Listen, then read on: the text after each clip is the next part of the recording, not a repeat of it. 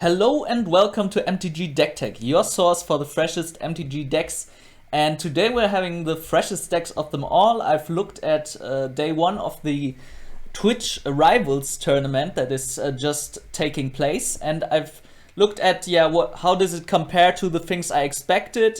What are some decks I maybe didn't expect. So if you want to see my first expectations for this meta, you can watch the video I link in below. I've done that yesterday, so if you want to see what I actually expected, you can watch it there. And today I'm just gonna look at what decks there are, and I'm just gonna keep it to the decks that are 5-1 or better.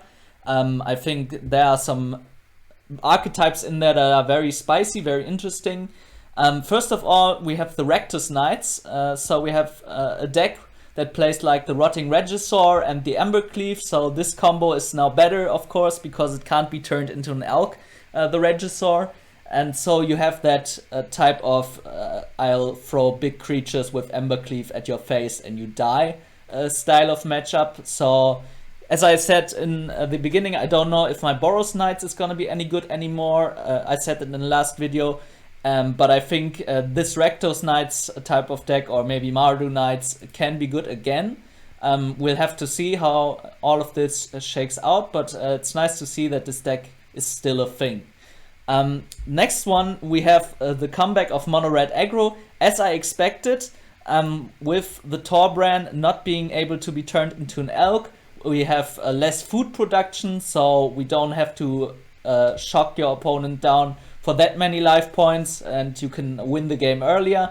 So you also have the Experimental Frenzy in this type of deck. I'm not sure yet if I want to go this type of red deck, or if I'm gonna try a Cavalcade again, or if I even want to play red at the moment. At the moment, I'm not feeling like playing mono red, but I think it's a very nice very nice deck. Still in the format, or again in the format, now that Oko is gone. So you'll have to watch out for your red aggro decks that want to burn you down. Chant Aristocrats is something I wasn't that sure if it could work out because of the core vault being too vulnerable to removal, and also with the whole deck working with the graveyard. Where is it now? There it is. The whole deck working with the graveyard will be difficulty, because you can just put Leyline of the Void in your deck, and the deck of your opponent basically is dead because it needs to get Cauldron in and out of the graveyard. And yeah, this type of deck, you can play it without Core Vault or with Core Vault. Here's a version without Core Vault. Core Vault, of course, being a very strong big card that you play for 5 mana with all the colors in it, and when it sacrifices a permanent, when it gets into the battlefield or attacks, it gets bigger and draws you cards. So it's a very nice value engine, but you will have to keep it on the battlefield, and that's the problem. You can just Murderous Rider it, of course, and yeah, it's hard to protect it. So we'll have to see if that one works out. I have spent 3 wild cards on Corval, so I'm definitely gonna try that out at some point, but we'll have to see. Right now I'm not feeling it yet. We have to watch out how that actually compares once the meta gets a little more settled.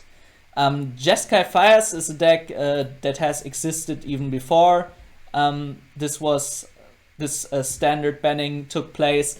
It's just a deck that you can play it with the Cavaliers, you can play it with a lot of Planeswalkers, for example with the Sarkhan, the Masterless, that can make your Planeswalkers very big.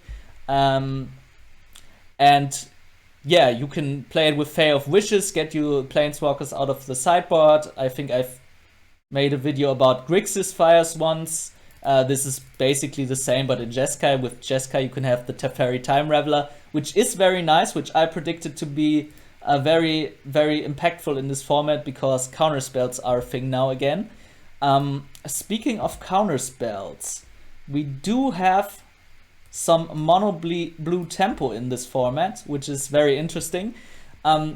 Basically, it's just the Pteramanda that was in the previous iterations of this deck. Mostly everything else has changed, so you still have the counter spells, of course.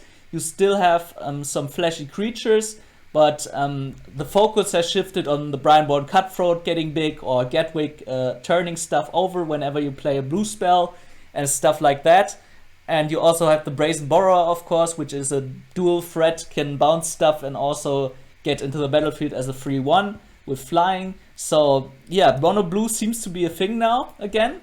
I'm not really sure if I want to try it, because it can just get easily blown away by the shifting Ceratops, which I will put 4 of in every green sideboard I have. That's definitely a thing that is going to happen because of all those counter spells and how I hate them. But yeah, mono blue tempo, if you want to risk getting into a shifting Ceratops, you can definitely play this deck again. So you might want to check that out if mono blue is your thing. Speaking of counter spells, a deck that I like more than mono blue is the Izzet Flash deck.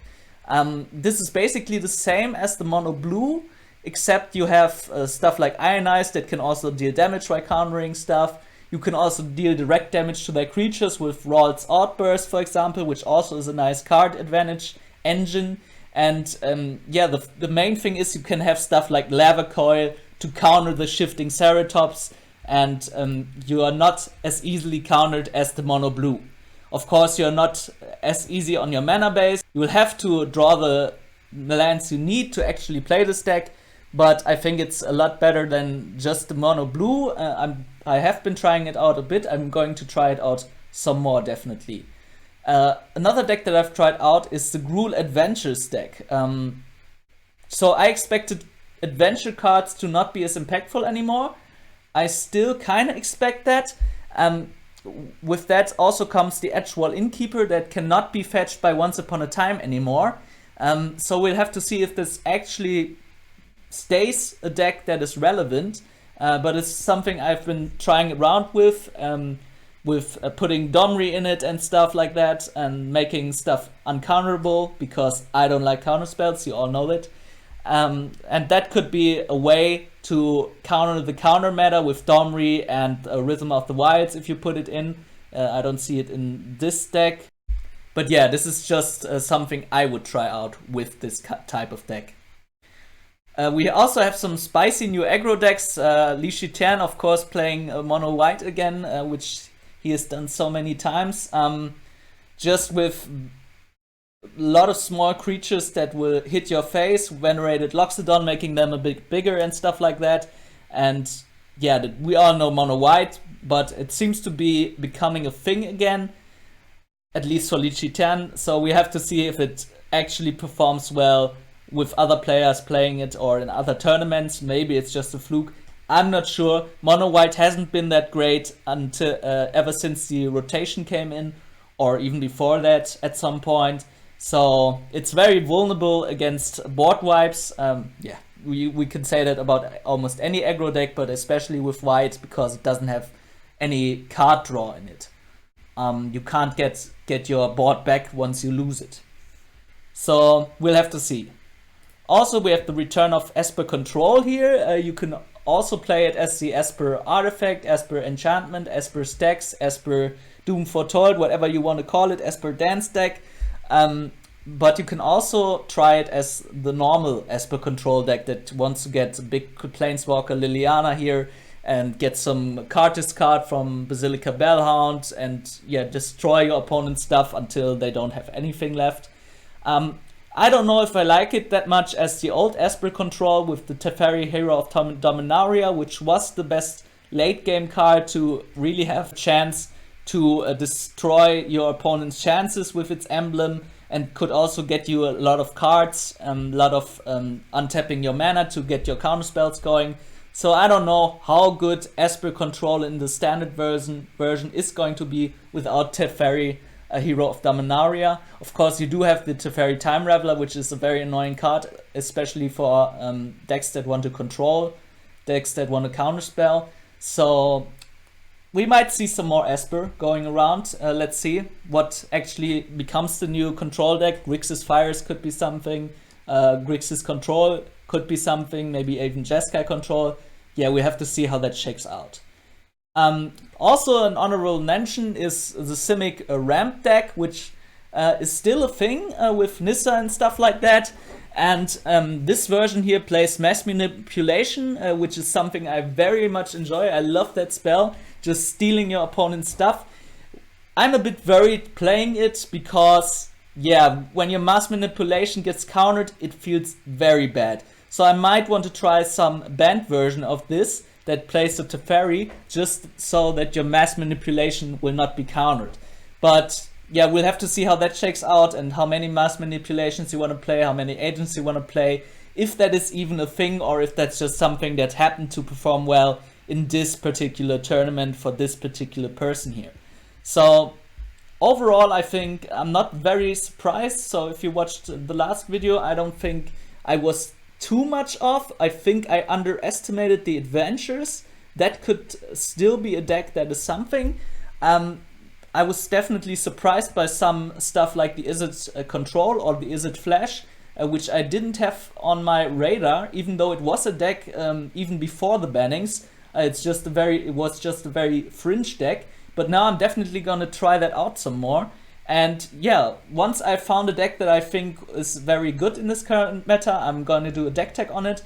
But until then, this was MTG Deck Tech with a short update on the meta.